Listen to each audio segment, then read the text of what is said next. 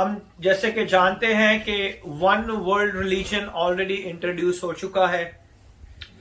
2000 I believe 2013 को ये शुरू हुआ था और अभी जो है आप बहुत सारी चीजों को देख रहे हैं। You can set the camera, I can not move here and there, you can set it one time.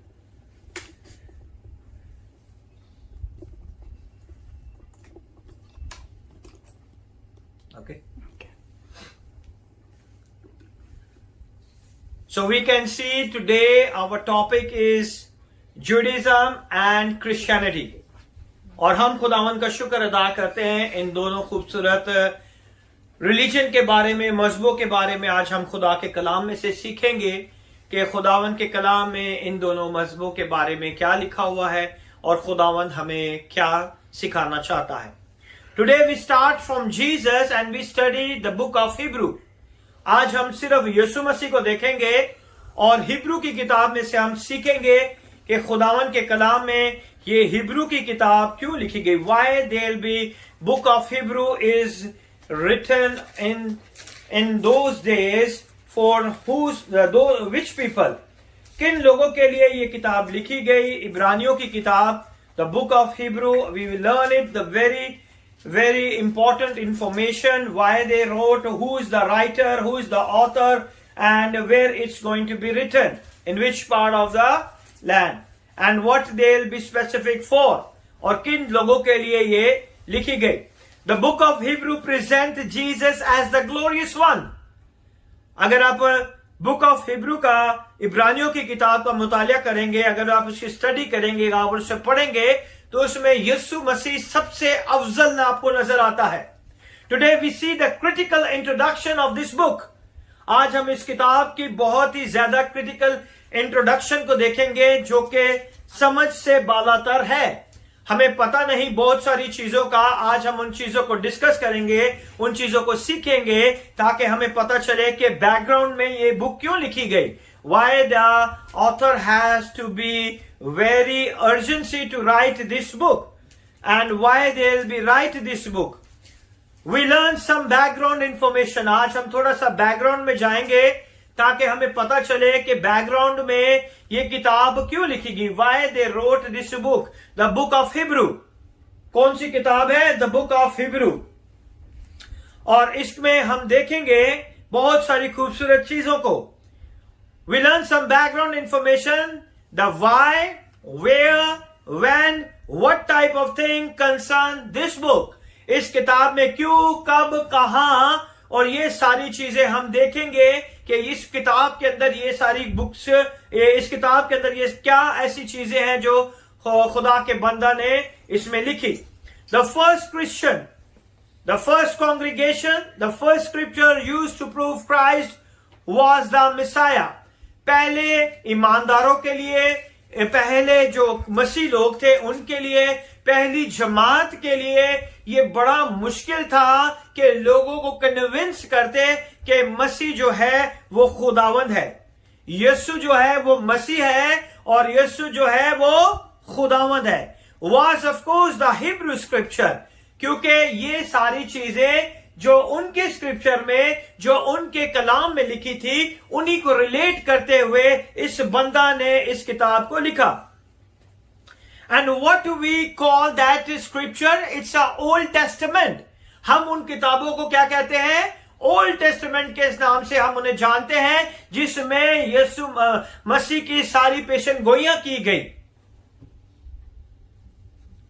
What we call that? Old Testament. If you think about it, if you talk a timeline, अगर आप उन सारी चीजों को देखें, उस वक्त के हिसाब से आपको देखें, तो आपको पता चलता है it took about 10 years for apostle to preach the gospel to non-Jewish decade went by. आपको पता चलेगा कि 10 साल तक जो थे, जो रसूल थे, वो जो यहूदी नहीं थे, उनको वो क्या करते रहे? प्रीच करते रहे। 10 साल उन्होंने लगाए किन लोगों के ऊपर? जो कि यहूदी नहीं थे। They were only preaching to the Jews. 10 years goes by before Peter called. और 10 साल उन्होंने लगाया कि सिर्फ और सिर्फ यहूदियों को क्या सिखाया जाए? खुदा का कलाम। कौन से यहूदी? वो यहूदी जिन्होंने मसीह यस्सु को कबूल कर लिया और वो मसीहत में आ गए। The Jewish they will converted to the Christianity.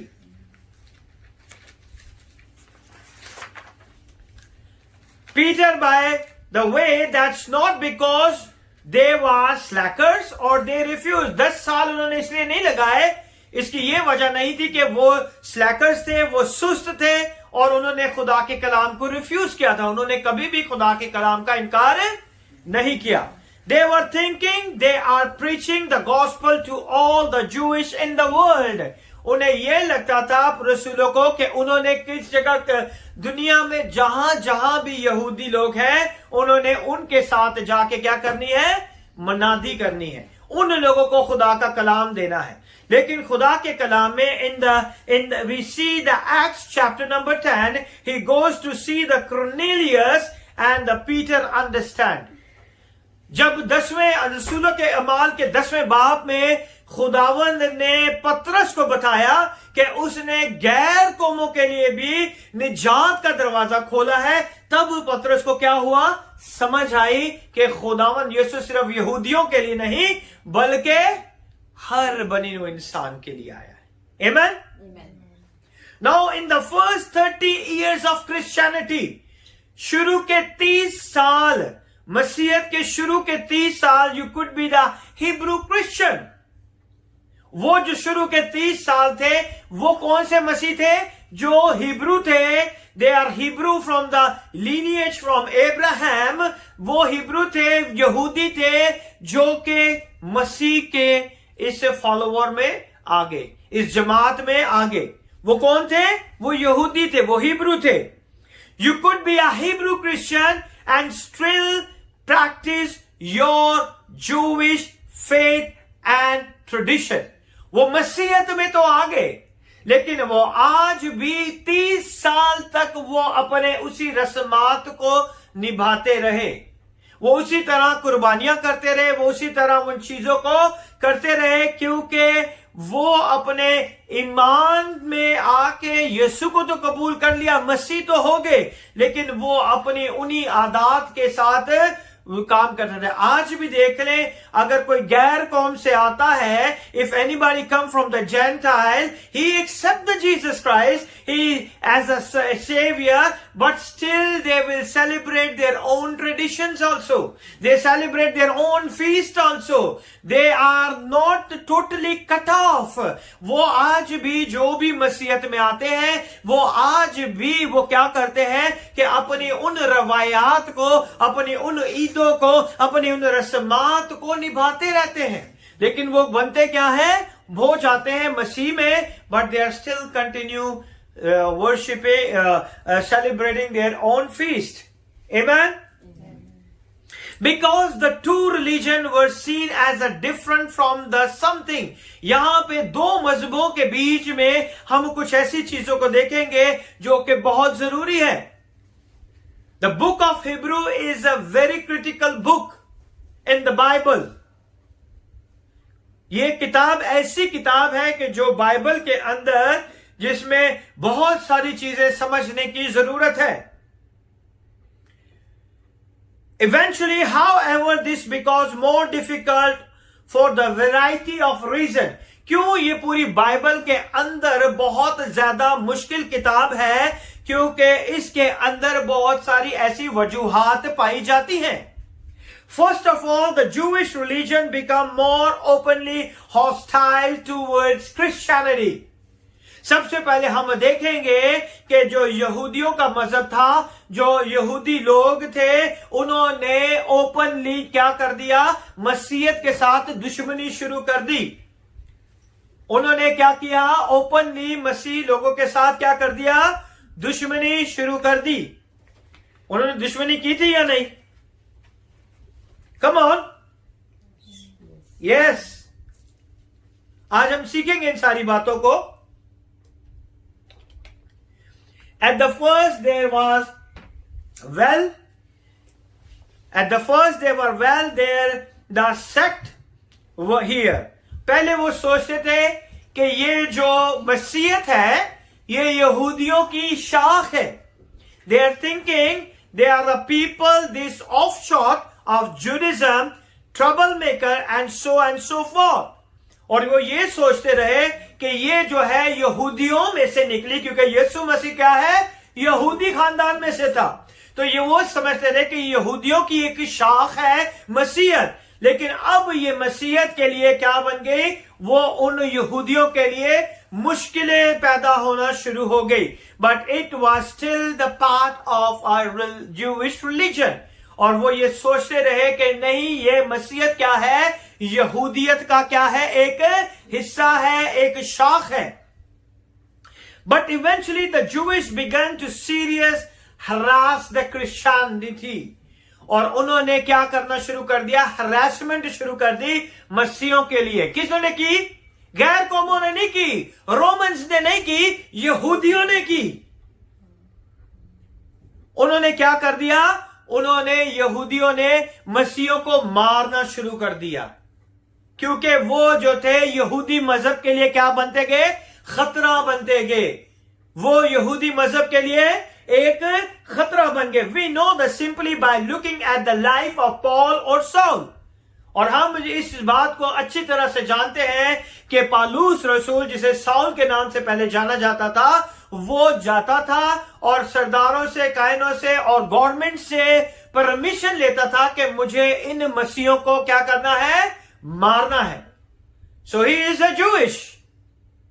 वो यहूदी कल्चर में से था, वो यहूदी था और वो उस नस्ल का हिस्सा था, बनी इस्राएल का। और वो ये कहता था कि मुझे इन मसीहों को क्या करना है, मारना है। Why? क्योंकि उन्हें लगता था कि इनकी वजह से उनका मजहब जो है वो खत्म होता जा रहा है, खतरे में आता जा रहा है। We know that simply by the looking at the life of Paul or Saul. First glimpse we get of Saul, he is holding the coats of the individual that are killing Stephen. और उसी तरह जब वो Stephens के कत्ल के ऊपर, उसके कत्ल में भी वो शामिल था। जब स्टीफन को मारा गया तो उसके कत्ल में भी जो था पालूस था, वो क्या था, शामिल था। Because Stephen is a Christian and the Paul and the Saul which is called Paul is a Jewish person. और उसने इबादत खाना से ये सरदारों से इजाजत नामे लिए, so I'm going to be kill these Christian people. तो उनके जो दुश्मन था वो कौन था, यहूदी लोग। यहूदी लोगों के लिए जो दुश्मनी थी वो थे Christianity. And that are the killing Stephen a Christian. Another reason is that, और एक और ख्याल ये पाया जाता है, the conservative Jewish Christian of the time wanted to keep Christianity. और जो उस टाइम पे इन ख्यालात के, मसीह के ख्यालात के, क्रिश्चियनिटी के ख्यालात के खिलाफ जो ख्याल रखते थे, उन्होंने ये सोचा कि हम अपने मजहब को भी रख लेते हैं और हम मसीह को भी कबूल कर लेते हैं। They are doing like that, and today still is going to be happen. The people are coming to Christianity, but they're still following their old feasts. They're not totally cut off because it's very difficult. But it's very difficult. और इसलिए उन लोगों के लिए भी वो बहुत मुश्किल था। What happened there? Within the context and the control of the Jewish religion, उस ख्याल और सियाक के हिसाब से उस वक्त जो यहूदी मजहब था उसके पास पूरा इख्तियार था। The Jewish religion has a full authority. उनके पास पूरा क्या था, इख्तियार था। Another reason why it was difficult at the beginning, एक और रीजन था कि क्यों उन्हें इब्तिदा में जो है बहुत सारे दुख उठाने पड़े। Judaism rights basically we are saying you had become Jewish first. जो यहूदियों के राइट्स थे, जो उस मुल्क के हिसाब से, उनके कानून के हिसाब से, शरीयत के हिसाब से जो कानून थे, उनको जूविश राइट्स मिलते थे। उन्हें ये इख्तियारात, ये चीजें मिलती हैं। जैसे कि आज आप देखें, when you go to the European country, you go to the USA or UK, you will get the the free medical, you will be get the children fees, you will be get the benefit to get the funds, and you will be stay at home. They will provide you fees, they will give you food, they will be take care of everything. And this type of facilities they have it in their Jewish culture. और इसी तरह उन्हें भी ये सारी facility मिलती थी. And they are receiving all this facility. Before you become a Christian, the big argument over the circumcision. अगर मसीह होना है तो उससे पहले एक बहुत बड़ा उनका बहस और मुबासा चलता था, उनकी बहस होती थी कि अगर आपको मसीह होना है तो आपको मख्तून होना पड़ेगा, आपको जो है खतने की उस रस्म को अदा करना पड़ेगा. और मसीह जो थे वो खतना नहीं करवाते थे, लेकिन जूविश क्रिश्चियन जो हुए थे वो खतना कराते थे. और इस बात के ऊपर बहुत सारी बहस हुई.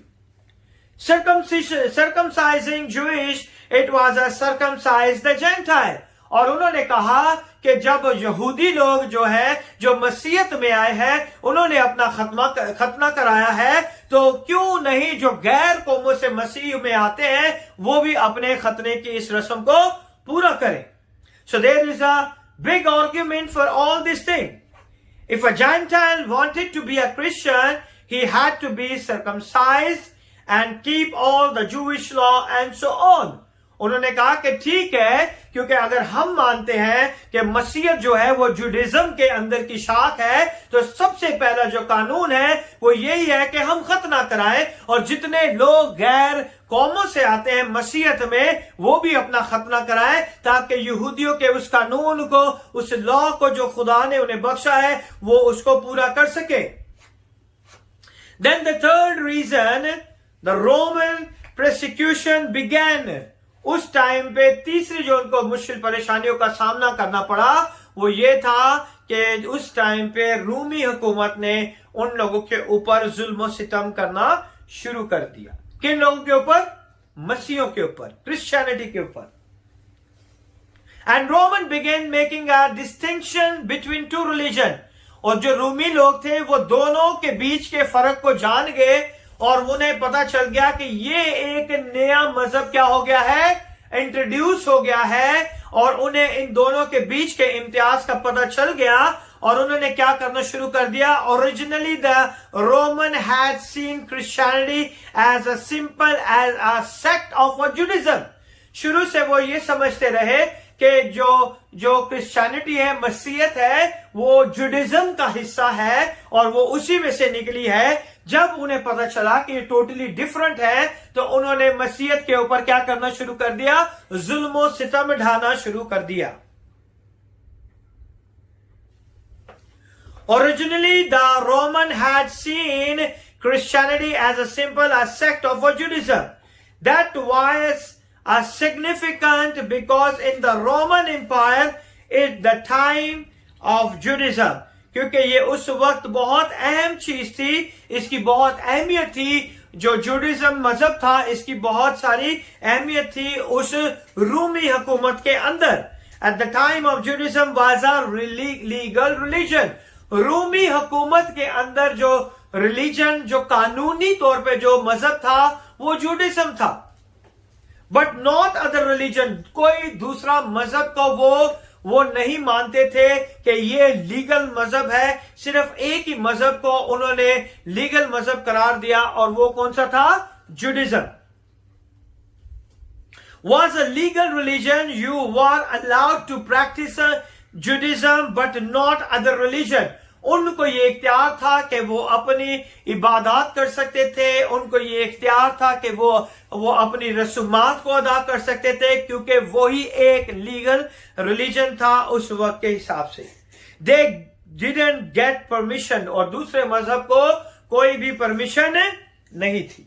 When the Roman began to see Christianity as a religion apart from Judaism, then the persecution is start to begin. और जब रोमी हुकूमत ने देखा कि जुडिज्म एक अलग मजहब है और ये मसीहत एक अलग मजहब की तरह उभर रहा है, तो उन्होंने मसीहियों के ऊपर हमला करना शुरू कर दिया, उन्हें मारना शुरू कर दिया और उनकी जिंदगियों में बहुत सारी मुश्किल परेशानियां आई. That's not the only reason. ये वो रीजन नहीं था जिसकी वजह से ये किताब लिखी गई। मैं आपको हर एक वजूहात, I am going to tell you all the reason so you can be understand why the book of Hebrew is written in the Bible, ताकि आप जान सके कि ये खुदा के कलाम में ये इब्रानियों की किताब क्यों लिखी गई। It's a very important, but at least it enable them to say by law your people are breaking the law. और उन्हें यह इख्तियार था कि जो भी कानून को तोड़ता था उन्हें वो मार सकते थे। और उस टाइम का लीगल मजहब जो था वो जुडिज्म था, और जितने लोग मसीहत में गए और वो उनको मारना शुरू कर दिया, क्योंकि उनको ये लगता था कि ये कानून के खिलाफ काम कर रहे हैं, ये जो है कानून को तोड़ रहे हैं। Persecution of Christianity began. We see the Paul's imprisonment and so on. और इसी तरह जब मसीहत में मुश्किल परेशानियां आई और जब पालूस ने भी मसीहत को कबूल कर लिया तो उसे भी कैद में भेजा गया ताकि वो कैद में रहे। The 2 Timothy chapter number 4 verse number 6, we find out that the Paul is looking towards being executed by the Romans. The Paul is looking towards being executed by the Romans. और पॉल को भी जो थी, पालूस को भी जो थी, उसे भी मुश्किल परेशानियों का सामना करना पड़ा और उसे भी कैद में डाला गया। रूमी हुकूमत ने उसे भी कैद में डाल दिया ताकि वो जान जाए कि ये जो है मसीहत का हिस्सा बन चुके हैं।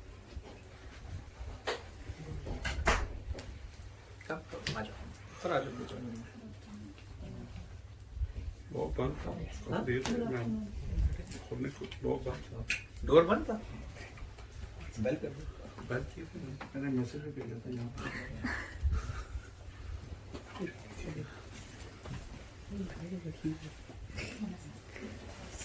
Okay, no problem.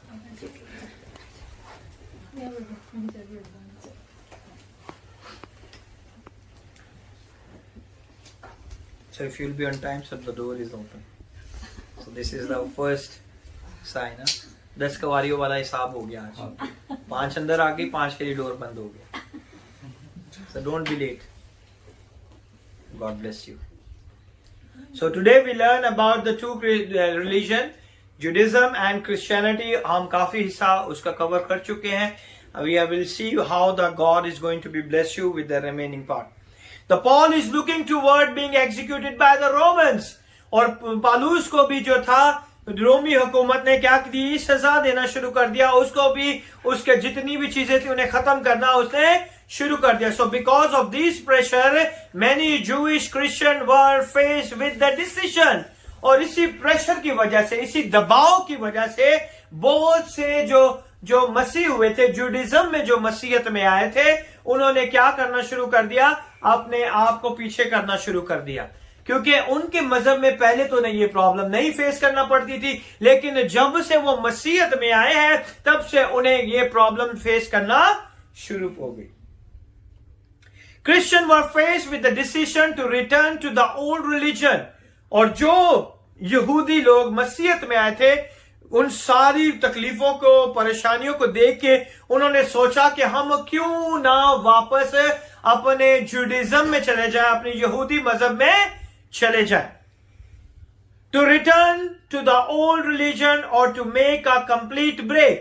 या तो हम अपने उस मजहब में वापस चले जाएं, या हम उस मजहब को टोटली छोड़ दें, या हम उसके साथ अपने सारे ताल्लुक को खत्म कर दें। In order to embrace Christianity fully, there is overlap time here.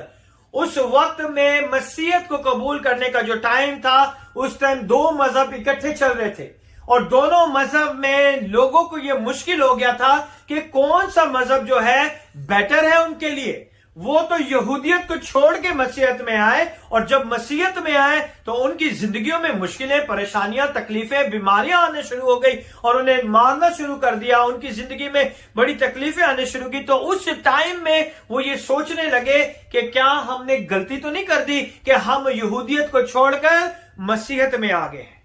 Specially in the book of acts, that is the overlap time. जब रसूलों का ईमान लिखा जा रहा था, उस वक्त जो था वो यहूदियों का दौर था, और यहूदियों के दौर में जब पतरस ने वास किया तो 3000 लोग कन्वर्ट हो गए। The first preaching of the first sermon of Peter, 3000 people are converted to Christianity. वो सारे गैर कौमों से नहीं थे, वो सारे यहूदियत थे, यहूदी मजहब से थे, जो उन्होंने इस मसीहत को अपनी जिंदगी में कबूल किया। Now we see up to the 70 AD you could be Jewish, यानी कि 70 साल तक आप जो थे क्या थे, यहूदी थे। अचानक से 70 साल के बाद जो है वो आपको याद आता है कि आपने अपने मजहब को क्या कर दिया है, चेंज कर दिया है, और जिस मजहब में आप आए उस मजहब में आपको मुश्किल परेशानियों का सामना करना पड़ रहा है। We study the book of Hebrew, हम इब्रानियों की किताब के मुताला कर रहे हैं, हम उसमें सीख रहे हैं कि क्यों इब्रानियों की किताब खुदा के कलाम में बहुत इंपॉर्टेंट है, और इसके अंदर बहुत सारी चीजें जो हमें सीखने की जरूरत है। You could be a Jewish, you could be a Christian at the same time.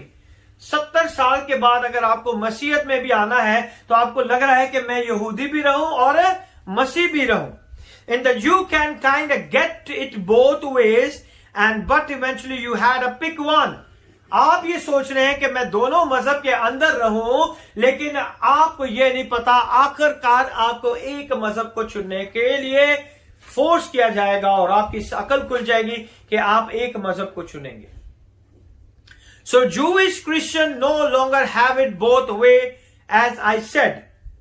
जो मसीह यहूदी जो मसीहत में आए थे वो ऐसा नहीं कर सकते थे कि दोनों मजहब को साथ लेकर चले, क्योंकि अगर आप दोनों मजहब को साथ लेके चलोगे तो आपको कुर्बानियां करनी पड़ेंगी, और यीशु मसीह हमारी जो है आखिरी कुर्बानी है। अगर आप यीशु मसीह के ऊपर ईमान लाते हैं तो आपको कुर्बानियां छोड़नी पड़ेंगी। अगर आप यीशु पर ईमान लाते हैं तो उसने हमारे गुनाहों का कफारा दे दिया, इसीलिए वो दोनों मजहबों को साथ नहीं अपना सकते थे। उन्हें एक को छोड़ने की जरूरत थी और एक को पकड़ने की जरूरत थी। So the letter to the Hebrew was written to convince them, और जो इब्रानियों का खत जो लिखा गया था उन यहूदियों को लिखा गया था जो कि मसीहत में आए थे और इन सारी वजूहात से वो वापस अपने यहूदी मजहब में जाने के लिए सोच रहे थे। नाउ वी अंडरस्टैंड कि बैकग्राउंड क्या है, क्यों ये इब्रानियों का खत खुदा के कलाम में ऐड किया गया और क्यों इसकी इंपॉर्टेंस बहुत ज्यादा है, और ये सारे खतों से सबसे इंपॉर्टेंट खत है। आज हम देखेंगे that they had made a right decision in the first place. जो ऑथर है, the author write to the audience. कौन है इनके ऑडियंस?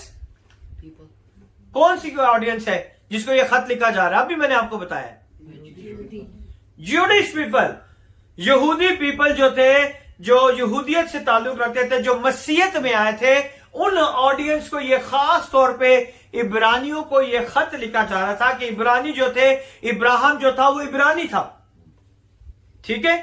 बनी इस्राइल कौम को 3 नामों से जाना जाता है। इब्रानी नाम से जाना जाता है, जूडिश नाम से जाना जाता है, एंड इजराइल के नाम से जाना जाता है। सो बाइबल में जहां भी आपको 3 अल्फाज मिले तो आपको अंडरस्टैंड हो जाने की, आपकी अकल में आ जाना चाहिए कि ये जो है इजराइल के लिए, इजराइल के लोगों के लिए, और इब्रानी लोग, जहां पे भी ये लफ्ज ऐड किए जाते हैं आपको पता चल जाता है कि इजराइल की बात की जा रही है। So they had made a right decision in the first place, और जो ऑथर है इस किताब का वो कहता है कि तुम लोगों ने गलती नहीं की, आप लोगों ने बहुत अच्छा किया है कि आपने मसीह को कबूल कर लिया है। And they should preserve in the Christianity faith, और अपने इस ईमान का दिफा भी करना है, इसे बचाए रखना है। खुदा जो हमें ईमान देता है उस ईमान की हिफाजत करने भी हमें जरूरत है। If you are not keep your faith in you will be misleaded और मिसगाइडेड।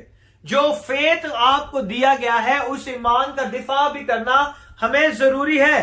आमीन। And we see the book of Hebrew chapter number 6 verse number 1। Don't read it, just listen. So the title of the letter is to the Hebrew, that's the full title. और जो title है ये किसके लिए है? इब्रानियों का खत, इब्रानियों के नाम खत। अब ये खत जो है, एपिसल जो है, जो कि हिब्रू लोगों को लिखा गया था, द एपिसल ऑफ हिब्रू, उनको लिखा गया था। और उस खत में क्या ऐसी इंपॉर्टेंट चीजें हैं कि उन्हें ये खत लिखने की जरूरत पड़ी? Now we see it was not written as a general epistle to all Jewish. ये एक आम खत नहीं है जो कि सारे यहूदियों को लिखा गया है। That is a very important on those who will be coming back to the Judaism. ये उन लोगों को मुखातिब किया गया जो मसीहत को छोड़कर कहां जाना चाहते थे? वापस यहूदियत में जाना चाहते थे। I mean, it could be used this way. It was aimed at a specific group.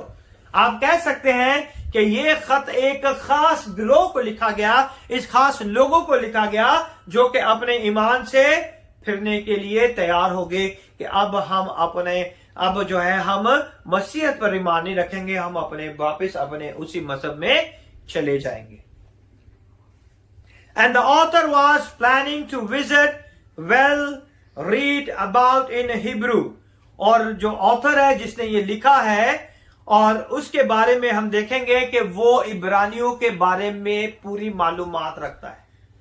जो इसका ऑथर है इस किताब का, the author of the epistle of Hebrew, he knows every in and out about the Hebrew people. उसे सारी जानकारी थी। Actually at the end there is no definitive proof, but there are several theories as to who wrote this epistle. और इस किताब के अंदर, इस इब्रानियों के खत को हम बचपन से ये सुनते आ रहे हैं कि ये जो है पौलुस ने लिखा हुआ है। लेकिन आज हम बहुत सारी ऐसी चीजों को देखेंगे जिससे हमें बहुत सारे स्कॉलर जो है, the many scholar say this epistle is written by someone else. और ये खत जो है बहुत सारे स्कॉलर कहते हैं कि ये किसी और ने लिखा है। But I will give you the theories so where we can be get it done in our mind, this epistle written by the Paul. और मैं आपको सारी डिटेल्स थोड़ी थोड़ी बताऊंगा ताकि आपको इसका बैकग्राउंड पता चले कि क्यों इसके बारे में ये कहा जाता है। Because the author does not name himself, so it is unknown writer. अगर आप इस बुक को पढ़ेंगे, इसका देखेंगे, तो इसमें ऑथर ने अपने नाम के बारे में नहीं कहा। जैसे कि दूसरे कृतों में वो अपने नाम का बयान करते हैं कि मैं कहता हूं, लेकिन इसमें ऐसी कोई चीज नहीं आपको मिलेगी कि आपको पता चल जाए कि ये खत किसने लिखा है। And an individual who certainly knew Paul's writing. बहुत सारे ऐसे लोग हैं जो ये कहते हैं कि ये जो लिखाइयां हैं, ये जो तहरीरें हैं, ये जो है पॉल की हैं, पौलुस की हैं, क्योंकि वो इस तरह के चीजों को बहुत अच्छी तरह से समझता था, जानता था, इसीलिए ये सारी तहरीरें उसकी हैं। Wrote this letter using Paul's writing as a source material. जो उनके पास उस वक्त का मटेरियल था, उन्होंने उन तहरीरों को देखा, उन तहरीर लिखाइयों को देखा, तो उस लिखाइयों से उन्होंने ये हिसाब लगाया कि ये खत किसने लिखा है? पौलुस ने लिखा है। But there is no proper evidence it's written by the Paul. लेकिन उन्होंने इन थ्योरी से, राइटिंग से ये अंदाजा लगाया है कि ये जो है खत किसने लिखा है? पौलुस ने। बट डजंट नेम हिमसेल्फ, उसने अपना नाम नहीं लिखाया, बताया इस खत के अंदर। Well we don't know, we will never know, other says it could have been Barnabas. बहुत से लोग ये कहते हैं कि ये खत जो है बर्नबास ने लिखा है। Being the author of the Hebrew, he was a Levite. जो बर्नबास था वो लावी के खानदान से ताल्लुक रखता था। आज हम देखेंगे the book of Acts of apostle chapter number 4 verse number 36। The book of the book of Acts, रसूलों के अमाल, चौथा बाब और उसकी 36 आयत।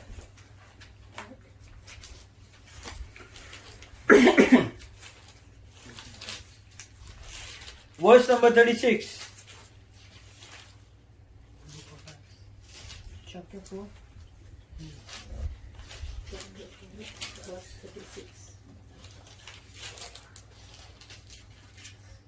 And Joseph, who by the apostle was surnamed Barnabas, which is being interpreted the son of consolation, a Levite, and of the country of Cyprus.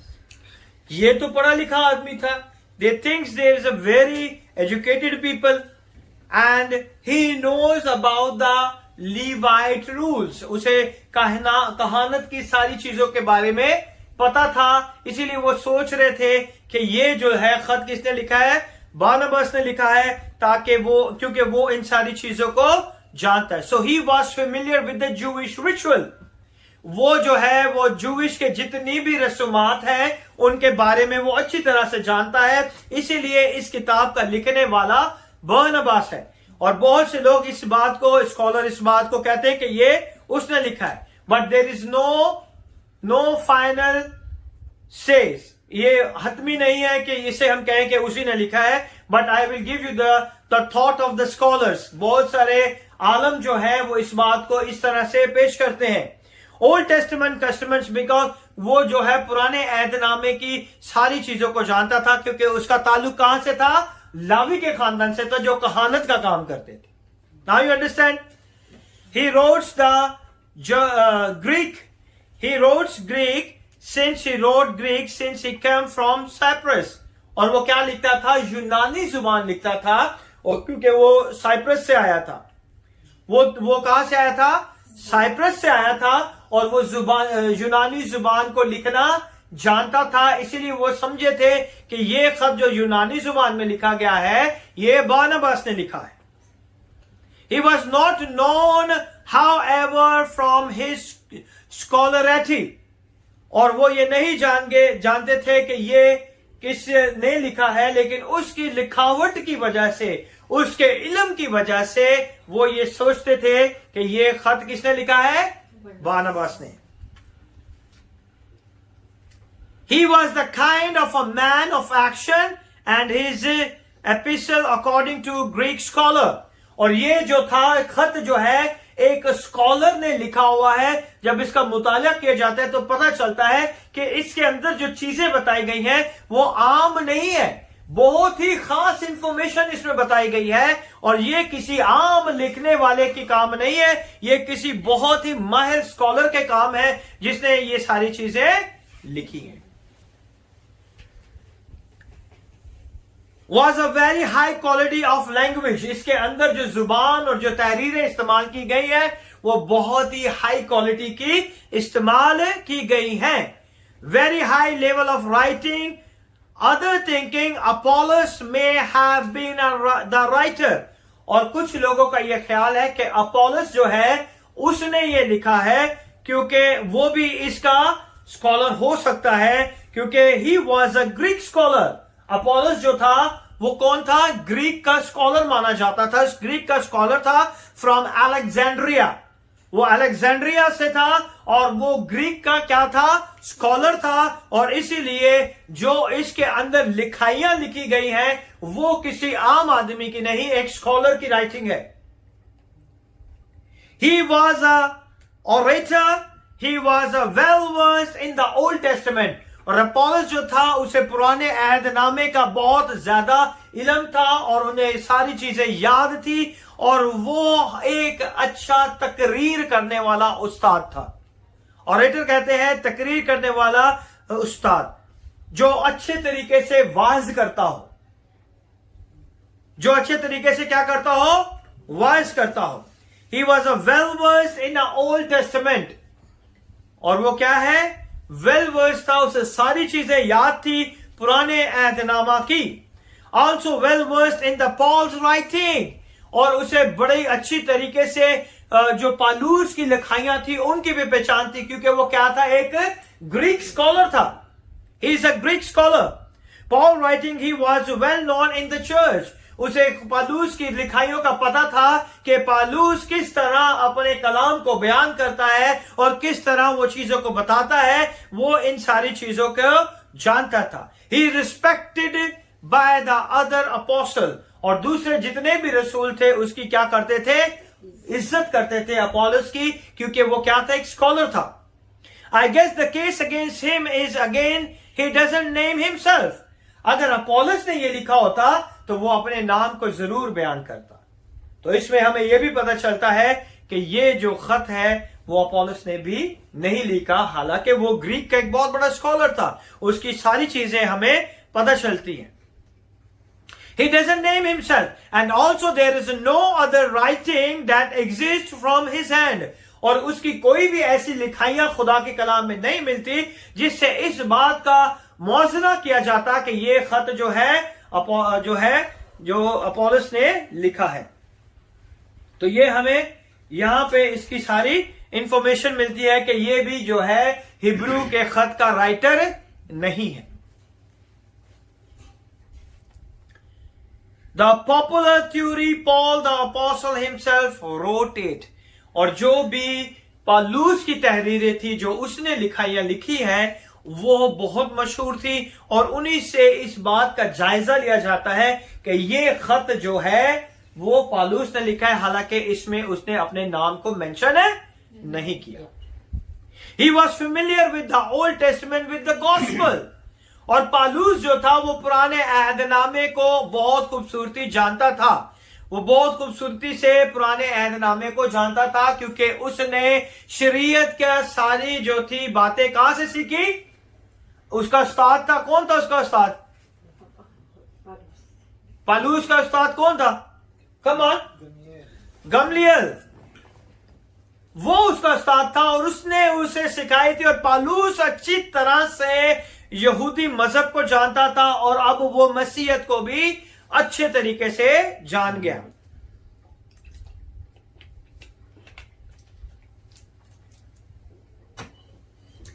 He may have first written it as a sermon. अगर आप इस किताब का मुआयना करेंगे तो आपको ये किताब एक खत की शक्ल में नहीं लिखेगी, ये एक सरमन की तरह. It's like a sermon.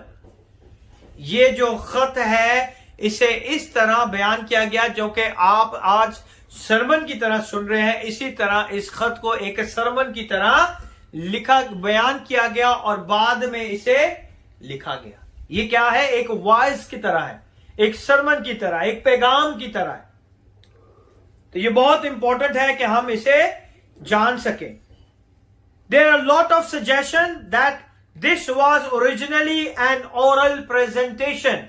और इसके लिए बहुत से ख्यालात हैं कि ये जो था जुबानी बोला गया था, सारे कलाम को जुबानी कहा गया था, इन बातों को जुबानी बयान किया गया था. और इतना माहिर उस्ताद सिवाय पालूस के नहीं था जो इन सारी चीजों को, पुराने अहदनामे की चीजों को नए अहदनामे के साथ मिला के सारी चीजों को समझा सके. Amen?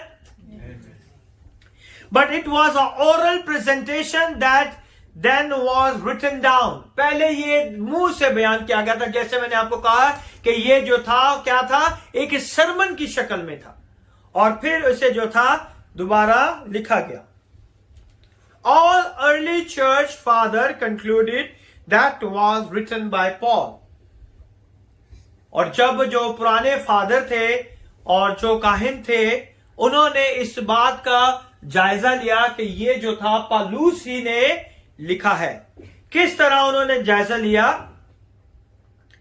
क्लेमेंट जो था, फादर क्लेमेंट जो था, हिस्ट्री की बात बता रहा हूं, 115 से लेके 150 से लेके 250 तक था. 150 से लेके और 215 तक फादर क्लेमेंट वहां पे था जो कि इस खत को पढ़ता था. तो इसका मतलब ये खत जो है 150 साल से पहले लिखा गया. ठीक है. Then there is a father Origen, he is a 185 से लेके 250 तक था, जो कि इस बात को जाहिर करता है कि ये खत जो है उनसे पहले, क्योंकि वो इस खत को पढ़ के बताते थे. They will be preaching on this epistle. So that's why there is the dates I will be given to you. It's before that it's written. उन तारीखों से पहले इसका मतलब था कि ये लिखा गया था. Then there is a Jerome 347 से 420 तक वो थे और वो भी इस बात को बयान करते हैं कि ये खत किसने लिखा है? पालूस ने लिखा है. There are some early church father who claim that the Paul was the author. और वो इस बात को जाहिर करते हैं, इस बात को मानते हैं कि इब्रानियों का खत जो है वो किसने लिखा है? पालूस ने लिखा है।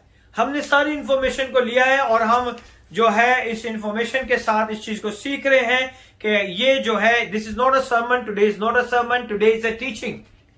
आज जो है मैं टीचिंग कर रहा हूं, I am not giving the sermon, but I am teaching like a sermon. जिस तरह के इब्रानी का खत है, ये जो है एक सरमन के तौर पे, एक पैगाम के तौर पे दिया गया ताकि खुदा के नाम को जलाल मिले। Best guess is it's originally written as a sermon. जो इसका सबसे अच्छा गेस है वो यही है कि ये खत एक सरमन की तरह लिखा गया है, and then later translated into Greek by Luke. और बहुत से ये कहते हैं कि ये जब, क्योंकि जितने भी खतों में तहरीरें हैं वो जो पालूस थे, जो उसके जो खत हैं उनमें बहुत सारे खतों की लिखाइयां जो था वो लूका करता था, जो कि उस टाइम में ग्रीक का जो था एक डॉक्टर भी था और उसके पास काफी नॉलेज भी थी, और वो हमेशा जो था पालूस के साथ साथ रहता था और वो जो कुछ कहता था वो उसे तहरीर कर लेता है। और हम देखेंगे बाय लूक ड्यूरिंग और after the Paul death is in Rome in 67 AD। अगर हम देखें तो AD 67 में पालूस रसूल की डेथ हो गई थी, तो इसका मतलब है कि इससे पहले ये खत क्या था? मौजूद था। So it is show the writer know his reader and their circumstances. इसका मतलब है कि जो राइटर था, जो इस खत को लिखने वाला था, उसे ये पता था कि लोग, कौन से लोगों को वो एड्रेस कर रहा है और उनकी क्या क्या मुश्किलात हैं, किन को वो बयान कर रहा है। I give you the theory of all, you pick one, most said it's Paul. और मैंने आपको सारी चीजें बताई हैं, सारी चीजों के बारे में इंफॉर्मेशन दी है, लेकिन सबसे ज्यादा लोग इस बात को मानते हैं कि ये पालूस रसूल ने लिखा हुआ है।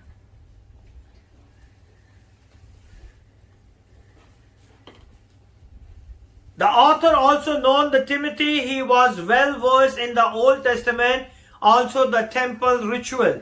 और बहुत सारे लोग ये भी कहते हैं कि ये तिमोथी ने लिखा हुआ है क्योंकि वो पुराने अहदनामे की काफी रस्मात को और उन कलामों को भी जानता था, उसके पास ये पूरा नॉलेज था। He fully grasped the knowledge of who Christ was. उसे पूरा पता था कि मसीह यीशु कौन था और वो क्या है।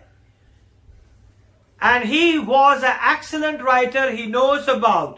और वो बहुत खूबसूरत एक राइटर की तरह उसे बताता है कि यीशु मसीह कौन है। I give you the theory of all, you pick one, most said it's Paul.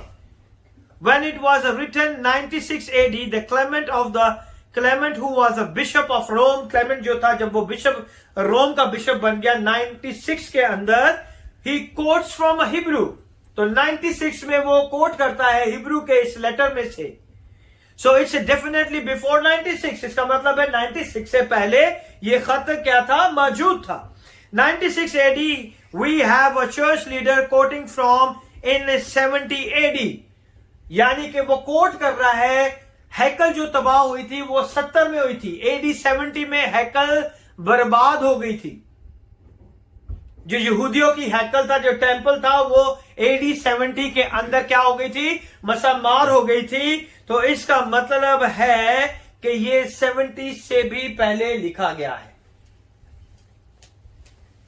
We know that the city of Hebrew, the Jerusalem and the temple were destroyed.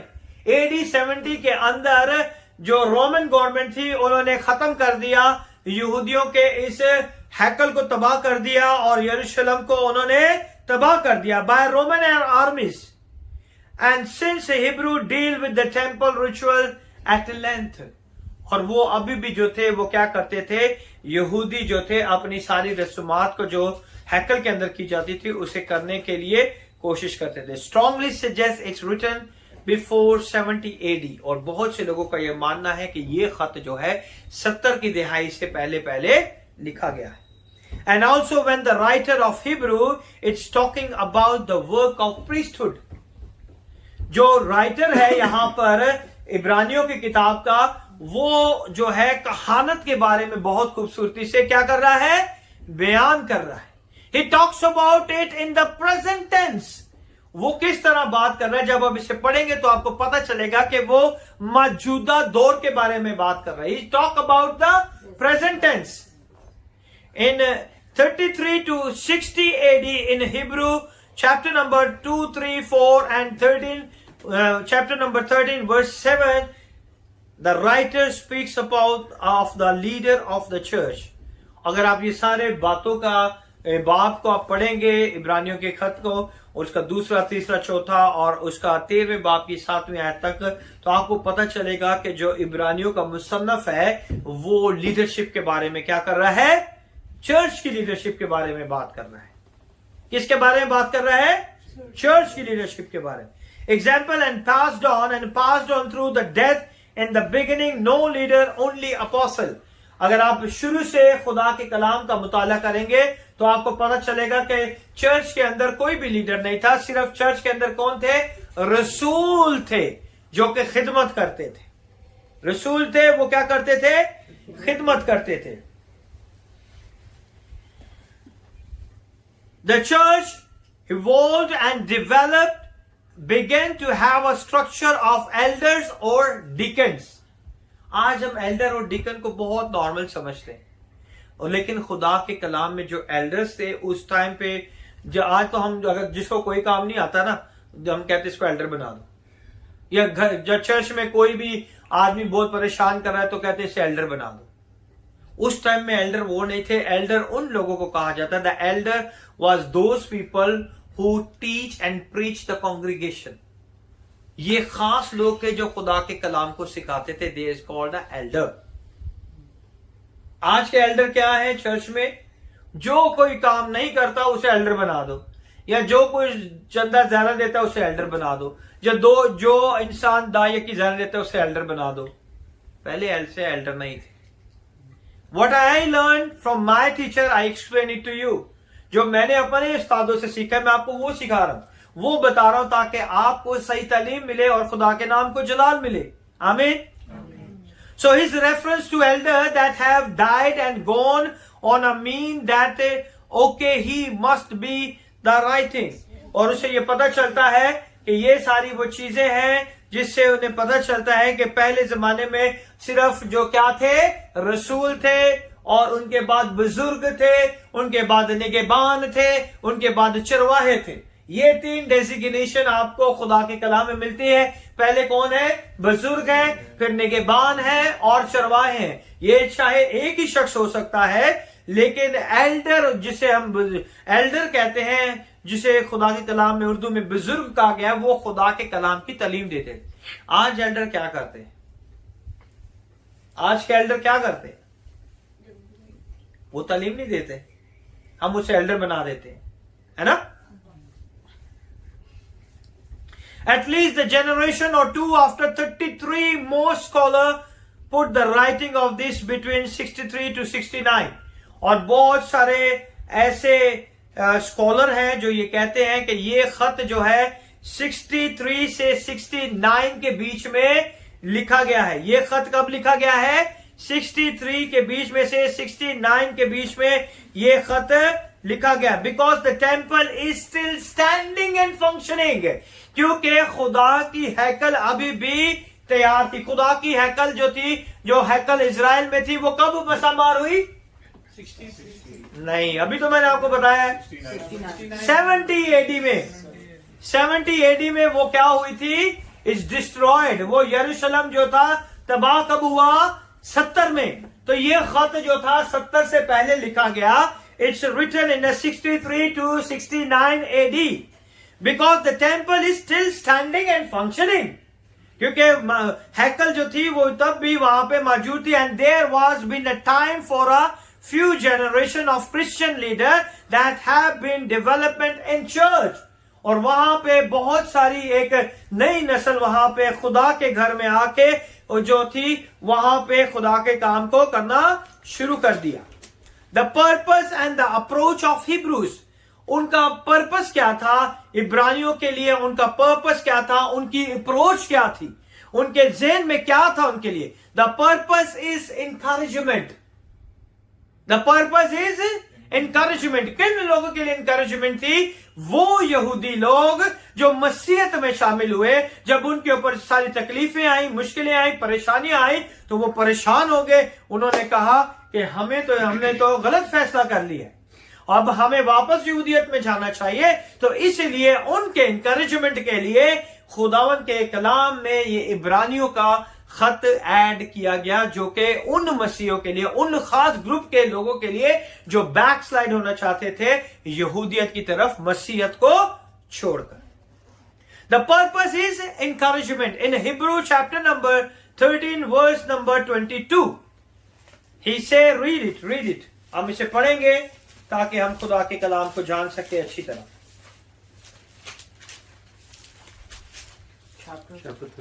Chapter number 13 verse number 22. And I beseech you, brethren, suffer the word of exhortation, for I have written a letter unto you in few words. ऐ भाइयों, मैं तुमसे इल्तमास करता हूँ कि इस नसीहत के कलाम की बर्दाश्त करो, क्योंकि मैंने तुम्हें मुख्तसर तौर पर लिखा है। So he is encouraging. What he is doing? He is encouraging. And I am writing to encourage you, but encouragement for what? किस चीज के लिए वो encourage कर रहा है? किस चीज के लिए वो encourage कर रहा है? हमने खुदा के कलाम में पढ़ा है, ऐ भाइयों, मैं तुमसे इल्तमास करता हूं कि इस नसीहत के कलाम की क्या करे? बर्दाश्त। 13 verse number 22 in the book of Hebrew chapter number 13 verse number 22. I am writing to encouragement you, but encouraging for what? किस चीज के लिए वो encourage कर रहा है उनकी? किस चीज के लिए उनको नसीहत कर रहा है? क्योंकि जो तुम लोग यहूदियत को छोड़ के मसीहत में आए हो, तो तुमने कोई गलती नहीं की। वो इंकरेज कर रहा है। Well to encourage the Jewish Christian.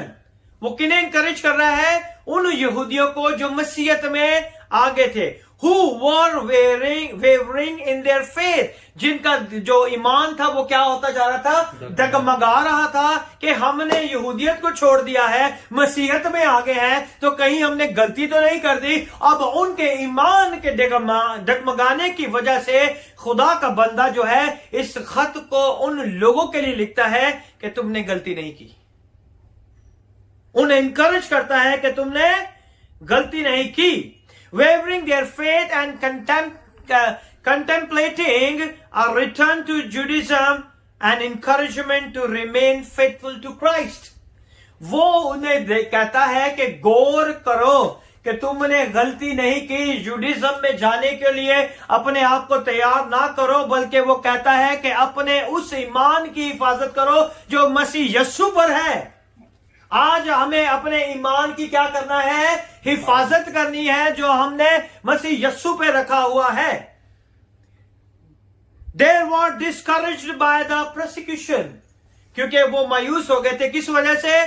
कि उनको तो जानी दुश्मन हो गए, उनके अपने लोग जिनके बीच में से वो निकले, और उन्होंने सोचा कि ये लोग तो हमें ही मारने शुरू हो गए हैं, ये लोग तो हमारे ही कत्ल करना शुरू हो गए हैं। जैसे कि हम पहले सीख चुके हैं कि पालूस जो था वो बड़े बड़े जगह से, हायर अथॉरिटी से लेटर लेके मसीहों को मारता था, और ये इसका काम था। तो वो इस बात से क्या हो गए? डिस्करेज हो गए कि हमने मसीह को कबूल तो कर लिया, लेकिन अब हमारी जान का लोग क्या हो गए हैं? दुश्मन हो गए। They were discouraged because they had to choose. वो इसलिए मायूस हो गए और वापस जाने के लिए सोचने लगे कि यार हमने कोई गलती तो नहीं कर दी, हम मसीहत में आगे, हमसे कोई गलती तो नहीं होगी। I mean, imagine you grow up as a Jew. It's not just a religion, it's your whole way of life. आप यहूदियत में पैदा हुए हैं और खुदा ने आपकी जिंदगी का पूरा तर्ज इस मजहब के अंदर दिया हुआ है। एक एक चीज आप अगर पूरी तौरात का मुताला करें तो आपको पता चलेगा कि किस तरह खाना है, किस तरह पहनना है, किस तरह उठना है, कितनी बार दुआ करनी है, क्या करना है, क्या करना है, क्या करना है। हर एक चीज आपको खुदा के कलाम में मिलती है। और इन सारी बातों के बावजूद उन्होंने क्या किया है कि वो उन्होंने सारी चीजें छोड़कर मसीहत को कबूल कर लिया। I mean, imagine you grow up as a Jew. It's not just a religion. ये खाली एक मजहब नहीं है. It's your whole way of life. यहूदियत जो है वो आपकी पूरी जिंदगी, आपको एक एक चीज आपको पता चलेगी, आपके पैदा होने से लेके आपके मरने के बाद अबदी जिंदगी तक आपको हर एक चीज के बारे में वो बताते हैं। Because that is the legal religion on that time. सिर्फ यही एक लीगल रिलीजन था जिसे रोमन्स भी मानते थे। You have to choose between that and this other religion, what being prosecuted. और ये दूसरे मजहब में जिसमें हम आए हैं, इसमें हमें क्या मिला है? सिर्फ और सिर्फ हमें मार पड़ी है, जुल्म और सितम हमने सहे। इस मजहब में हमें कुछ भी नहीं मिला। So a difficult choice also. Some of the people he is writing to had begun to neglect the assembly. बहुत से लोग जो हैं उस वक्त जो थे लोगों के साथ रफाकत रखना छोड़ दिया। क्यों? क्योंकि उन्हें पता था अगर इनके साथ रफाकत रखेंगे, पकड़े जाएंगे तो हमें संसार किया जाएगा, मारा जाएगा, हमें लकड़ियों पे लटकाया जाएगा। आपको पता नहीं है कि जिंदा लोगों को लकड़ी पे लटका के नीचे आग लगा दी जाती थी। नीरो बादशाह था जो कि शेरों की मांद में मसीहों को फेंक देता था ताकि वो शेर जो थे उन्हें फाड़ खाएं। Today we see the Christianity is a very normal way. It's being famous and being leading a religion in the world because of the sacrifice of many people. आज बहुत सी लोगों की कुर्बानियों की वजह से ये मजहब जो है दुनिया की इंतहा तक पहुंचा है। ये हमारे पास जो खुदा का कलाम है हम इसे लाइटली लेते हैं, लेकिन ये खुदा का कलाम किसी की कुर्बानियों की वजह से हमारे हाथ में आया। इजी नहीं है। So the difficult choice also, some of the people he is writing to had begun to neglect the assembly. उन लोगों को भी लिखता है जो खुदा के मुकद्दसों की जमायत से अपने आप को अलग करना शुरू कर दिया। उस टाइम में ये प्रॉब्लम शुरू हो गई कि उन्होंने क्या किया, मुकद्दसों की जमायत से अपने आप को क्या करना शुरू कर दिया, अलग करना शुरू कर दिया। He write about that this is the first sign of a spiritual illness. रूहानी बीमारी, रूहानी तकलीफ जो है आपकी बॉडी में तब आती है जब आप खुदा के लोगों की रिफाकत को क्या कर देते हैं, छोड़ देते हैं। और ये खत उन लोगों को ये लिख रहा है कि वो लोग जो असेंबली जो थी, उनकी जमायत जो थी, उसको छोड़ के अलग हो गए हैं और ये सोच रहे हैं कि हम वापस चले जाएंगे जुडिज्म के अंदर। तो उन्हें वो कहता है कि तुम किसका शिकार हो गए, स्पिरिचुअल इलनेस का।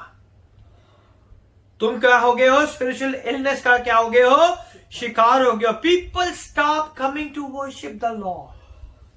खुदा के घर में वो लोग नहीं आते थे। किस वजह से? डर था, खौफ था, वो खुदा के घर में नहीं आते। Many of them had to return to Judaism mention in Hebrew 6। बहुत से लोग ये सोचते थे कि हम जो है वापस कहां पे चले जाए, अपने उसी मजहब के अंदर। कौन सा मजहब था उनका? Judaism. It was also become clear that the Jewish nation was not going to embrace Christianity. और ये उन्हें पता चल गया था कि अब ये यहूदी कौम जो है मसीहत को अपने गले नहीं लगाने वाली, मसीहत को नहीं अपनाने वाली। See, early Christian thought we just have to say at it. और जो पहले मसीह थे वो यही सोचते थे कि वो क्या करें, we just have to give the message, we just keep and calling out to our Jewish brethren.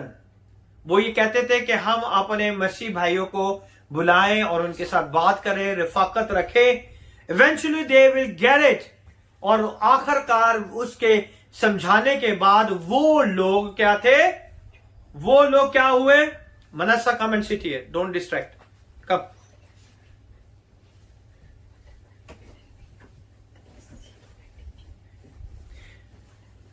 It was also becoming clear that the Jewish nation was not going to embrace Christianity. और ये उनको समझ आ गई कि जो यहूदी लोग हैं अब मसीहत को कबूल नहीं करेंगे, वो तो जुल्म सितम जो है बढ़ता ही जा रहा है। See, early Christian thought we just have to say at it. और ये सोचते थे कि अब ये जो है हमने कह दिया, अब ये नहीं होगा, we just have to give the message, we just keep calling. और उन्होंने कहा कि हमें एक दूसरे के साथ रफाकत रखने की जरूरत है, एक दूसरे के लिए दुआ करने की जरूरत है, एक दूसरे को पैगाम देने की जरूरत है, ताकि उसकी वजह से उनका ईमान जो है वो दोबारा मसीह यीशु की तरफ लग जाए। लेकिन प्रॉब्लम क्या थी, वो क्यों इसे समझते? Because Jesus was Jewish. यीशु जो था वो कहां से था? यहूदी खानदान से था। ही फुलफिल द प्रोफेसीज। वो क्यों मसीहत में आए?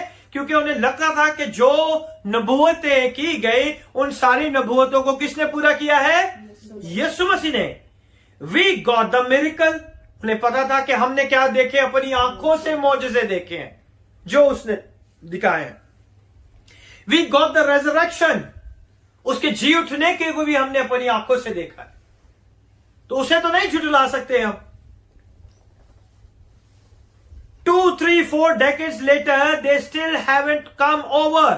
कितने साल गुजर गए लेकिन अब भी वो इसके ऊपर काबू नहीं पा सके।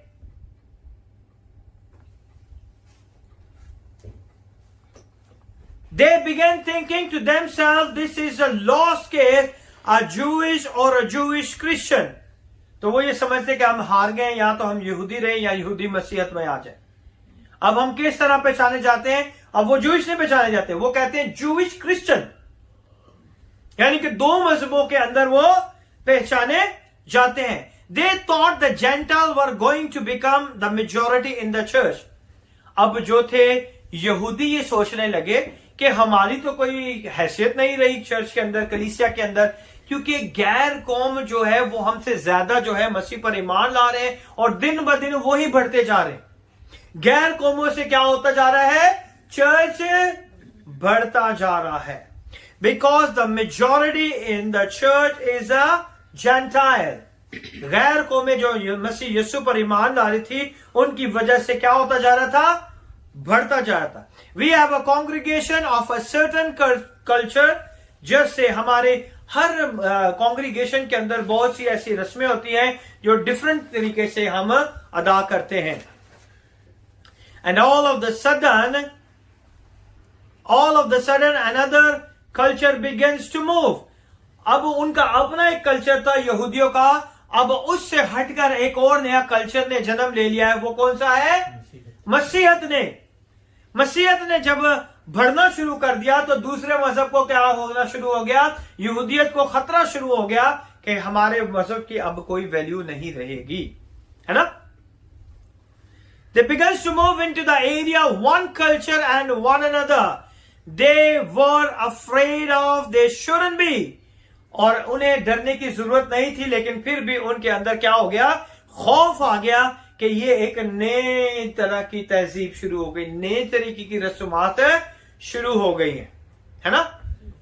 पहले भी थी ब्रेड, पहले भी थी, लेकिन ब्रेड अब भी है। लेकिन खुदावन यीशु भी कहता है कि ये मेरा क्या है? बदन है। ये मेरा क्या है? खून है। तो वो ये सोचते हैं कि ये तो एक नई नई चीजें हमारे सामने उभर कर आ रही हैं। और फिर क्या हुआ कि उन यहूदी मसीहों ने क्या किया? We will talk about the Judaism and Christianity in the book of Hebrew. फिर क्या हुआ? They were afraid of, they shouldn't be, उन्हें डरने की जरूरत नहीं। We are all one in Christ. हम सब मसीह यीशु में क्या है? एक है। This is new to them. Of course Jewish Christian were being to be isolated. उन्होंने अपने आप को नजरबंद कर लिया, है ना? आइसोलेशन का भी हमने देखा था ना 2 साल पहले। किसे कहते हैं आइसोलेशन? किसे कहते हैं? ना मिलना जुलना बंद। कोविड ने सबको सिखा दिया, है ना? पेंडेमिक में सबने सीख लिया आइसोलेशन क्या होती है, और हम किसी से भी नहीं मिल सकते, बातचीत नहीं कर सकते। तो उन यहूदियों ने अपने आप को आइसोलेट कर लिया अलग से कि हम अब ये गैर कौमों के बीच में किस तरह जा सकते हैं, है ना? They didn't fit in with the Gentile and they were rejected by their family। अब वो इनके साथ भी मिलकर इबादत नहीं कर सकते और अपने खानदानों से भी वो क्या हो गए हैं? रिजेक्ट कर दिया, कट ऑफ हो गए, निकाल दिए गए। Jewish have a temple, they have a priest with the beautiful garments। और उनके पास बहुत खूबसूरत काहिन थे और उनके लिबास की तरतीब खुदा ने खुद दी और वो बहुत अच्छे लिबास को पहनते थे जिसके अंदर जो थे जो हीरे और मोती लगाए जाते थे, स्टोन्स लगाए जाते थे। The palm and the ceremony and the history, the prestige and the high priest, हर एक चीज इस मजहब में पाई जाती है। उनके कहनों का लिबास बहुत खूबसूरत है, उनकी बनावट बहुत खूबसूरत है क्योंकि खुदा ने दिया ना। उनकी हिस्ट्री बहुत खूबसूरत है, उनका रुतबा सबसे ऊपर है, उन्होंने जो कुछ उनके साथ था वो सारी चीजें तो बहुत खूबसूरती से हुई, लेकिन उनके पास देखें, उनके पास करेक्टर वाले लोग भी थे। And they all have a character like a David. उन्हें पता था कि दाऊद कौन है, द सोलोमन, उन्हें सुलेमान का पता था। और ये सारी चीजें जानने के बावजूद उन्होंने किसे कबूल किया? मसीह। What did the Christian have? मसीह के पास क्या था उस वक्त? कहां पे इबादत करते थे? अपर रूम, छुप के कमरों में। When I made this message, I am thank God कि आज हम भी एक कमरे में कर रहे हैं। The God eyes upon us। क्योंकि वो कहां पे काम करते थे? उनके पास कोई लीगल चर्च नहीं था, कोई लीगल प्लेस नहीं थी। वो कहां पे इबादत करते थे? अपर रूम में, बालक खाना में जाते थे, ऊपर वाले कमरे में, है ना। ईद पेंतिकास्ट में क्या हुआ था? अपर रूम में वो वहां पे इबादत कर रहे थे, वो तय खानों में इबादत करते थे, वो घरों में इबादत करते थे, वो टोलियां बना बना के इबादत करते थे। आई थैंक गॉड। आज हम थोड़े से लोग हैं, लेकिन मैं खुदावन का शुक्र करता हूं, we are fit according to the Bible. क्योंकि आज अगर हमारे पास जगह नहीं है, then the eyes of the Lord upon us, क्योंकि खुदा उनके बीच में होके काम करता था, खुदा उनकी जिंदगियों में अपना जलाल जाहिर करता था, और उन्हीं की मेहनत और लगन की वजह से आज खुदा का कलाम हमारे हाथों में। What a great God we have. What did Christian have? Well, they were meeting in the upper room. वो कहां पे करते थे? ऊपर वाले रूम में जाके इबादत करते। Where they are meeting in the catacombs, तहखाना के अंदर वो जाके इबादत करते थे। और they were meeting in the basement, वो बेसमेंट में जाके इबादत करते। They were meeting in houses, वो घरों में छोटी छोटी टोलियां बना के इबादत करते थे। And they had no money, उनके पास रुपया पैसा भी नहीं था, क्योंकि उस वक्त रूमी हुकूमत ने जितने उनके कारोबार थे उनको क्या कर दिया था? बंद कर दिया था। क्यों बंद किया था? ताकि ये मजहब जो है उठने ना पाए, फैलने ना पाए। अगर रुपया पैसा नहीं होगा तो आप हॉल कहां से लोगे? Where you going to be have a big meeting, है ना। Then there is have a lot of cut off from their life. उनके पास no power, they don't have a power, they don't have a prestige, they don't have an influence। आज हमारे पास कोई भी influence नहीं है, हम एक रूम के अंदर करते हैं, there is no influence, but the eyes of the Lord is upon us। आज हमारे पास कोई प्रेस्टीज नहीं है, but the God is with us। आज हमारे ईमान में हमें मजबूत होना है कि अगर हम एक छोटी सी जगह पे हैं तो खुदावंद हमें बढ़ाने की कुदरत भी रखता है। जिस तरह मसीहत शुरू में छोटी थी, आज दुनिया की सबसे बड़ी कौम बन गई है, इसी तरह खुदावंद इस गला को भी अपने जलाल के लिए उठाएगा और बढ़ाएगा। आमेन। There the lord according to what people saw, और लोग उसे किस तरह देखते थे मसीहत को? यार ये कोई मजहब है, ये कोई चर्च है, रूम दे विच काम कर दे, हाँ रूम च इबादत कर दे। उस टाइम पे लोग ऐसे ताने मारते थे, ये कौन सा मजहब है?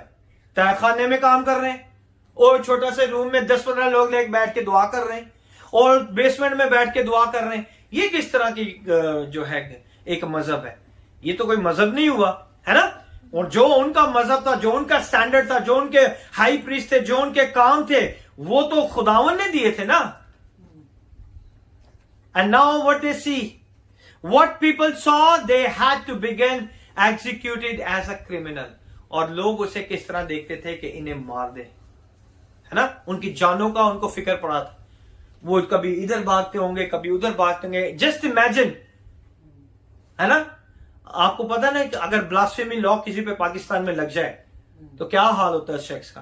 कभी इधर भागता है, कभी उधर भागता है, अपनी जान की जो है वो हिफाजत करने की सोचता है कि यार मैं किसी तरह बच जाऊं, लेकिन ढूंढ लेते हैं ना उसे, ढूंढ के मारते हैं बहुत। क्या करते हैं? मसीह का इनकार करते हैं, है ना? ऐसे ही है ना? है या नहीं? जस्ट इमेजिन कि उस टाइम पे क्या होता होगा उन लोगों के साथ। एक नया मजहब उभरा है और उसमें बहुत से लोग शामिल हो गए। अब क्या हो रहा है? वो लोग उनको मार रहे हैं। कौन मार रहे हैं? यहूदी लोग मार रहे हैं, कोई बाहर से आके नहीं मार रहा। रोमन्स ने उन्होंने मारना शुरू कर दिया। तो उनके लिए एक डर और खौफ का ये दिन था। Especially on the high holidays when there were the feast they had to choose. और वो सोचते हैं यार, जब हमारी इबादतें होती थी, जब हम ईद मनाया करते थे, जब हम हैकल में जाया करते थे, तो किस तरह खुशी करते थे, किस तरह शादमानी होती थी, किस तरह मिलते थे। आज हम जो मसीह यीशु में आगे हैं, मसीहत में आगे, तो हमारी क्या हालत होगी, है ना? Still their names are mention in the word of God. जिन्होंने जो भी किया है आज तक उनका नाम किताबे हयात में लिखा है। आमीन। खुदावन किसी की कुर्बानी को ज़राएगा नहीं जाने देता। उनकी जानों का खुदावन ने कफारा दिया और उनके नाम जो है किताबे हयात में लिखे गए। आमीन। There is name written in the book of lamb, the book of life. He is a great God, he never forsake you, he never leave you। जो कुछ आपने खुदा के लिए किया है, खुदा उसका सिला आपको जरूर देता है। Amen? So how do you talk to these people? So the writer compares the two religion and the challenges his reader to choose once and for all। वो अभी उनका राइटर जो है इब्रानियों के खत का, वो क्या करता है, वो उनके सामने ऐसी चीजें लेके आता है जो उन्हें याद है, वो उन्हें लेके आता है और फिर इन दोनों मजहबों का कंपैरिजन करता है। वो कहता है कि मैं तुम्हें बताता हूं कि कौन सा जो है, जो तुमने चुना है, वो बेस्ट है। और वो इन दोनों के बारे में बताता है।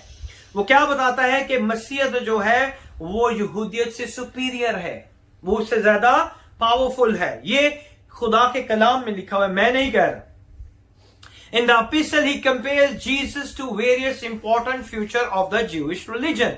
और यीशु को वो क्या करता है, यहूदियों के मजहब के अंदर के खास खास लोगों के साथ यीशु को मिलाता है और कहता है कि यीशु इन सबसे बड़ा है। आमीन। He compare Jesus to the prophet. नबियों में सबसे बड़ा कौन है? यीशु। इब्राहिम से बड़ा भी यीशु है। ही इज अ प्रॉफिट। यीशु भी एक प्रॉफिट है। तो वो जो नबी जो खुदा के पैगाम को लेके आए, उन सब नबियों में सबसे बड़ा कौन है? यीशु है ना? He is comparing to the prophet, Jesus to the prophet. Yeshu को प्रॉफिट के साथ कंपेयर करके बता रहा है, यीशु को एंजल्स के साथ कंपेयर करके बता रहा है। अगर आप हिब्रू की, मैं आपको पूरी स्टडी हम इसके करेंगे ताकि हम खुदा के नाम को जलाल दे सके। यीशु को वो पहले किससे मिला रहा है? नबियों से, कि नबियों में सबसे अफजल कौन है?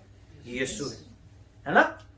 और फिर एंजल्स के साथ, फिर मोजिस के साथ, फिर जशुआ के साथ, फिर आरोन के साथ। ये तो बड़े लीडर हैं जिनका नाम था यहूदियत के अंदर, लेकिन इन सबसे बड़ा उसने किसको कहा? यीशु को। और यीशु है, इन सबसे बड़ा है क्योंकि वो खुदा का बेटा है। आमीन। Who represented the Jewish religion and the Jewish worship. ये वो लोग हैं जिन्होंने खुदा के इस कौम को रिप्रेजेंट किया है और इसी कौम के वसीला से खुदा की इबादत, रस्मात और वो सारी चीजें जो है इन लोगों की वजह से आई हैं। Once we get to the comparison of Christ and Aaron, कौन बड़ा है? कौन मुझे बताएगा? एरोन जो था वो काहिन बड़ा है, यीशु जो है वो कहानत में बड़ा है। उसने कंपेयर किया कि तुम्हारे मजहब में तुम हाई प्रीस्ट तुम्हारा कौन था? एरोन। लेकिन इस मसीहत में हाई प्रीस्ट ने एक ही बार कुर्बानी देके सारी कुर्बानियों का मसला ही हल कर दिया। आमीन। उसने अपना ही बदन कुर्बान करके बाप के पास ले गया और कहा ये मेरा खून है। अब जब भी कोई कहता है कि इसने ये गुनाह किया, खुदावन यीशु कहता है I shed my blood for him, forgive him, forgive him, forgive him, forgive him, है ना? Once he get to the comparison of Christ and Aaron, he leaves off the comparison between person। उसने शख्सियत के बारे में कहा कि तुम कहते हो कि हमारा हाई प्रीस्ट जो है वो कौन है? अरून है। और हमारा जो है हाई प्रीस्ट कौन है? यीशु मसीह नासरी है, जो कि हारून की शख्सियत से भी बड़ा है। then he begins to compare the effectiveness of the Aaronic priesthood. फिर वो उसकी कहानत के बारे में कहता है कि उसकी कहानत किस तरह असरअंदाज थी. Versus the effectiveness of the priesthood of Christ. अब उन दोनों की कहानत के अंदर उसने फर्क बताया कि ये कहानत जो थी यहूदियत में थी और उनका जो हाई प्रीस्ट था वो कौन था, एरोन था, और ये कहानत यीशु मसीह की है. हाई प्रीस्ट साल में एक बार जाता था और वो जाके उस पाक तरीन मकाम पे जाके कुर्बानी करता था. मेरा और आपका यीशु जो है उसने अपने खून को बहा के हर दिन के लिए हमें उस मकाम पे जाने की इजाजत दे दी. हालेलुया. पहले high before you not inter into the holiest of Holi. In a year, you have to visit the place of holiest of holy. And today, because of the shed blood of Jesus Christ of Nazareth, we enter every day into the holiest of holy. Amen. आज उसके लहू के वसीले से हम हर रोज पाक तरीन मकाम में पहुंच जाते हैं. Amen. Amen. This is because the ministry of the priesthood. This was the heart and soul of Jewish religion. और जो वो करते थे ये जूविश रिलीजन की क्या थी, जान थी, उनका दिल था, उनका जान थी कि ये जो पाक तरीन मकाम में जाया जाता है ये साल में एक बार जाया जाता है. और पूरी कौम उसके लिए इंतजार करती थी कि कब हम अपने गुनाहों का कफारा देंगे, है ना. And his descendant as a high priest, therefore the Christianity was superior to Judaism. जब वो यीशु को बताता है तो कहता है कि यीशु जो है इससे कहीं ज्यादा बालातर है, कहीं ज्यादा जोरावर है, कहीं ज्यादा ताकतवर है. Amen? Amen. The point being that the work of Jesus as a high priest was superior to the work of Aaron. यीशु जो है वो हमारा क्या है, हाई प्रीस्ट है, हमारा सरदार का ही नहीं.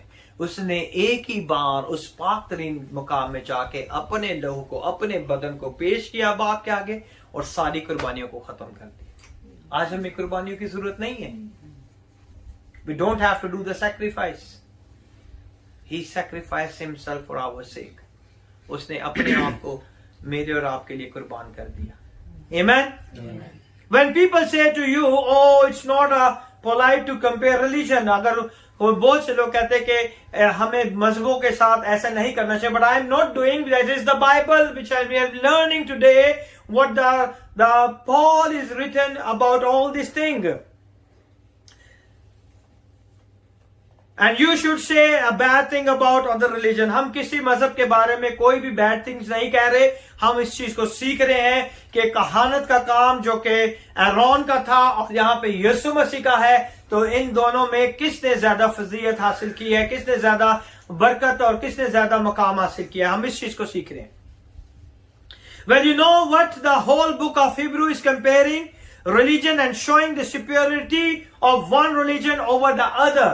वो ये बताना चाह रहा है इस हिब्रू की किताब के अंदर कि जुडिज्म से जो मसीहत में आए हैं उन्होंने गलती नहीं की. उन्होंने एक बहुत खूबसूरत ताकतवर पावरफुल चीज को अपनी जिंदगी में अपना लिया है. So once he finished his series of comparison and argument, the author lists the number of heroes who were prosecuted and suffered for their faith. जब उसने सारी उनको आर्गुमेंट कर दिए, बहस कर ली, उन्हें समझा दिया, तो उसने कहा कि ये जितने भी हीरो थे तुम्हारे कलाम के अंदर, तुम्हारे ओल्ड टेस्टामेंट के अंदर, उन सब से जो बड़ा है वो कौन है, यीशु मसीह. Amen? But they preserve, and he does this is an encouragement and finish the epistle with the practical teaching. और उसने वो सारी चीजें उन्हें बताई और अपने इस खत के एहतताम में उन्हें खूबसूरती से एक मिसाल के तौर पर उन्हें समझाया ताकि वो इस चीज को समझ सके. As a Christian, as a member of the church, and then he finished with the reading and exhortation. जो हमने पहले पढ़ी है उसकी 22वीं आयत की, उसने खुदा के कलाम को नसीहत के साथ उन्हें समझाया और नसीहत के साथ उन्हें सारी चीजें बताई है कि किस तरह आप जो है अपने मार्ग। Now Hebrew is divided, the book of Hebrew is divided as a easy book to divide, it's divided into 2 parts. ये वो किताब है जिसे आसानी से आप 2 हिस्सों में तकसीम कर सकते हैं सीखने के लिए। पहले पार्ट के अंदर जो आपको नजर आएगा वो ये नजर आएगा, द ग्लोरी ऑफ क्राइस्ट, यीशु का जलाल, मसीह का जलाल नजर आएगा, जो कि चैप्टर 1 से लेके चैप्टर 10 की 18 वर्ष तक आप इसे देखेंगे तो इसमें आपको सिर्फ यीशु का जलाल नजर आएगा। Amen? See, the Jewish people were used to concept that God revealed himself through the various way and the angels and the religious rites and the temple worship and the sacrifice system.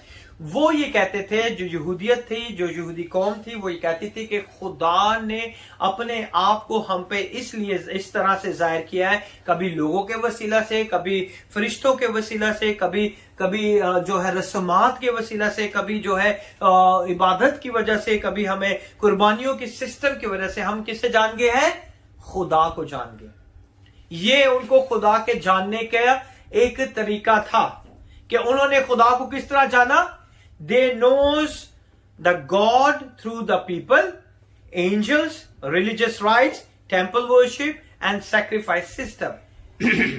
Through all this they knew the God. इन सब चीजों की वजह से वो किसे जान गए? खुदा को जानते थे। God glorified himself and his people through these ways. और उन्होंने ये जान लिया कि खुदा अपने आप को इस तरह, इन तरीकों से जलाल देता आया है। In this interaction with his people, for which they took the confidence, is gave praise for them all about it. और इसी वजह से वो अपने खुदा की क्या करते थे? तारीफ करते थे कि खुदा जगह ब जगह अपने आप को उनके बीच में क्या करता रहा है? जाहिर करता है। Amen? Right, they demonstrate, no matter how glorious these things, the revelation and the overcoming. ये बात वाकई बहुत इंपॉर्टेंट है कि खुदा उनके साथ अपने मुकाशफात को जाहिर करता था और उन भेद की चीजों को उनको बताता था और अपने आप को उनकी जिंदगियों में एक जलाली बना के उन्हें बताता था। That we receive the God through Jesus is far superior another word. हम खुदा को किस तरह जानते हैं?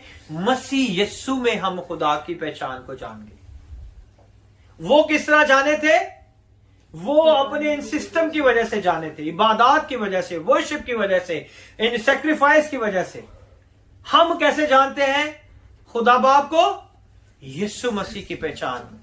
यीशु ने कहा ना कि जो जिसने मुझे देखा है उसने, जो मैं करता हूं, जो मेरा बाप करता है, मैं भी वही करता हूं। So we knows God through Jesus Christ.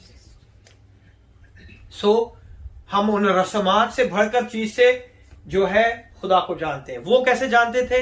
इन रस्मों की वजह से, इन चीजों की वजह से खुदा के जलाल को जानते। हम यस्सु की वजह से खुदा को जानते। आमीन। इसीलिए जिसने बेटे को देखा उसने बाप को देखा। आमीन।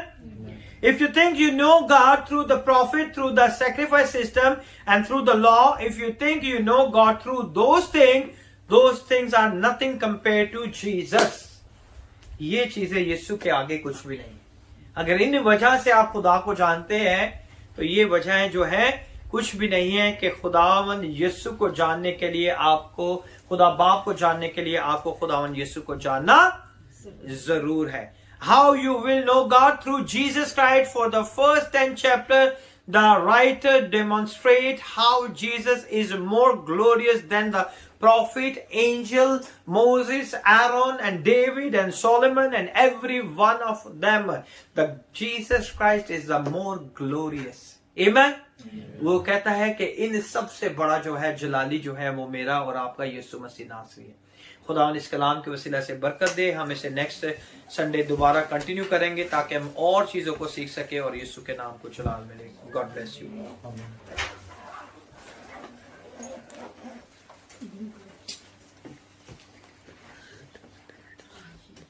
आए हम अपने आप को खुदा यीशु के बदन के लिए, उसके लहू के लिए तैयार करें ताकि